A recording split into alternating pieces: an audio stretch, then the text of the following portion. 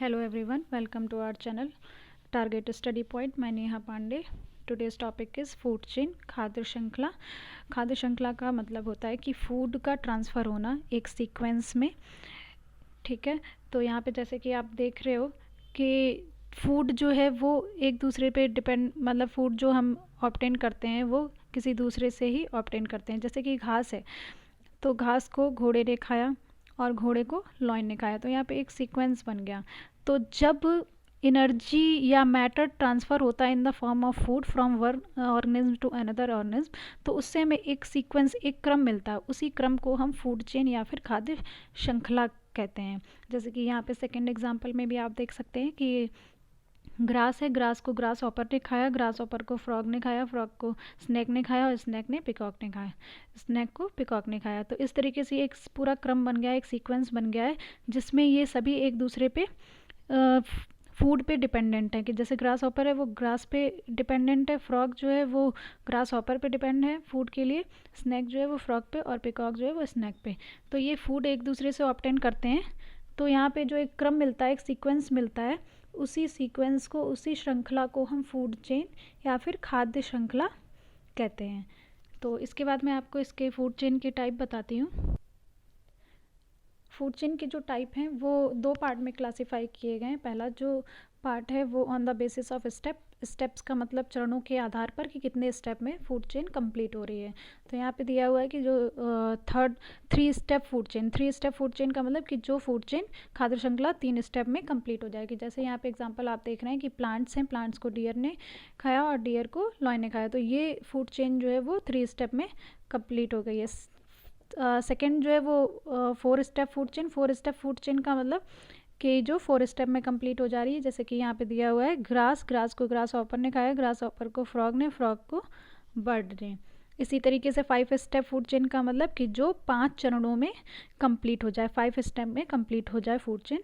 जैसे कि यहाँ पे दिया हुआ है ग्रास को ग्रास हॉपर ने, ग्रास हॉपर को फ्रॉग ने, फ्रॉग को स्नैक ने और स्नैक को पिकॉक ने खाया. तो ये 5 स्टेप में कंप्लीट हो जाती है. दूसरा जो बेसिस है वो मैं बताती हूँ आपको.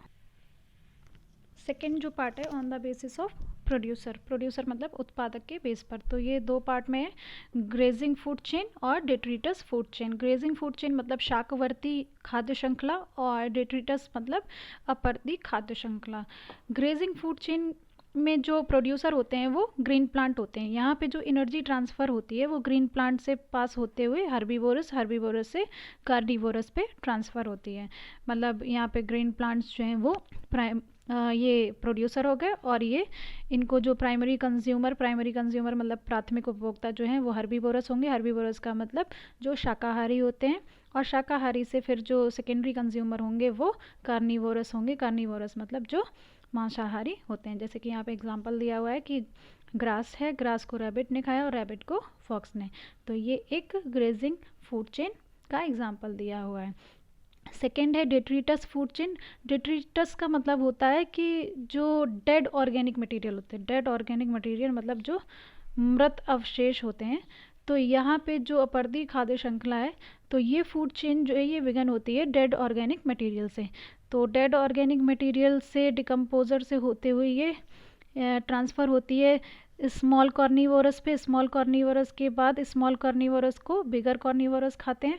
मतलब जो डेड ऑर्गेनिक मटेरियल होगा, यानी कि जो मृत जीव होंगे, मृत जीव को जो डिकम्पोजर्स होंगे या फिर डिट्रीवोर्स होंगे, डिट्रीवोर्स मतलब जो मरी हुई चीज़ों को ही खाते हैं, वहाँ से ट्रांसफ़र होते हुए उनको स्मॉल कॉर्निवोरस का मतलब जो छोटे मांसाहारी होते हैं वो खाएंगे, और स्मॉल कॉर्निवोरस को जो बड़े मांसाहारी यानी कि जो बिगर कॉर्निवोरस होते हैं वो खाएंगे. जैसे कि यहाँ पे एग्जांपल दिया हुआ है कि फॉलन लीव मतलब जो पेड़ों से गिरी हुई पत्तियाँ हैं, जो मृत पत्तियाँ हैं, उनको अर्थवर्म ने खाया, अर्थवर्म को ब्लैकबर्ड ने खाया, ब्लैकबर्ड को हॉक ने खाया.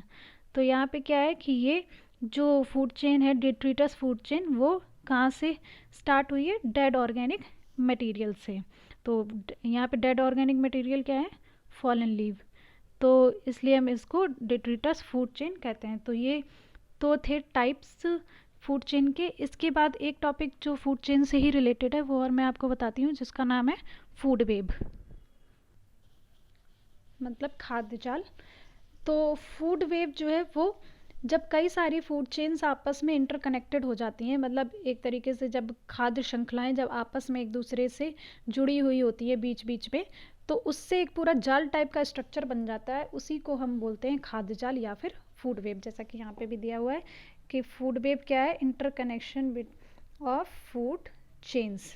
तो फूड चेन का जो इंटरकनेक्शन होता है जिससे कि एक मतलब कॉम्प्लिकेटेड जो वेब बन जाता है, उसको बोलते हैं हम फूड वेब या फिर खाद्य जाल। जैसे कि यहाँ पे एक छोटा सा एग्जांपल दिया हुआ है कि घास है, घास को ग्रास हॉपर भी खाता है और स्क्वायरल मतलब गिलहरी भी खाती है। ग्रास हॉपर को फ्रॉग ने खाया, फ्रॉग को फॉक्स ने, और जो स्क्वायरल है स्क्वायरल को ईगल ने खाया, और स्क्वायरल को फॉक्स भी खा लेती है। तो यहाँ पे आप देख रहे हैं कि जो दो फूड चेन थी वो आपस में इंटरकनेक्टेड हैं। तो यहाँ पे एक इंटरकनेक्टेड होने की वजह से, आपस में जुड़े होने की वजह से एक ये स्ट्रक्चर जाल जैसा बन गया है जिसको हम फूड वेब या फिर फूड जाल, खाद्य जाल कहते हैं।